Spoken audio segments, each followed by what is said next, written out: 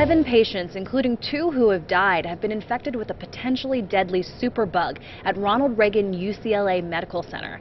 The infections have been linked to a specialized medical scope used on 500,000 people a year.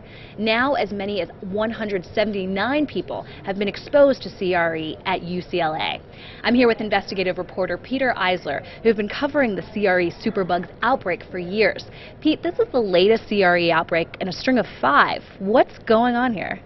Well, as you mentioned, the CRE is one of these drug-resistant superbugs, and it's been around for a long time. The concern now is that this bug seems to be getting transmitted by this particular type of medical scope. It's called a duodenoscope, and it's threaded down a patient's throat, and it's used to treat disorders mainly in the bile and pancreatic duct, so gallstones, certain types of cancers and tumors, blockages, and that kind of thing.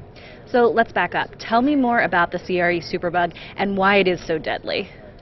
CRE is one of a number of these so-called superbugs that is resistant to antibiotics. The reason that this one is a particular concern is because it resists a class of antibiotics known as carbapenems, and those are sort of the antibiotics of last resort. They're the only thing left in the toolbox. So when you get a bug that's resistant to those particular drugs, it's a big concern in the medical community. Pete, why is this superbug so deadly? Well, because it's resistant to all of these antibiotics, the fatality rate is enormous. In some outbreaks, they've had fatality rates of 40 and even 50%. Now, you mentioned it's being linked to these scopes. What are officials doing to address the problem here?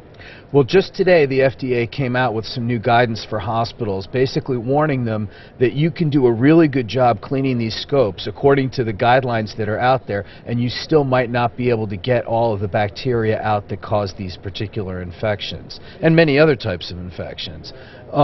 So the question now is, are they going to come up with new ways to clean these scopes, or are they going to find a way to redesign them so that they're not so difficult to clean and they can do a more effective job in making sure that they're safe?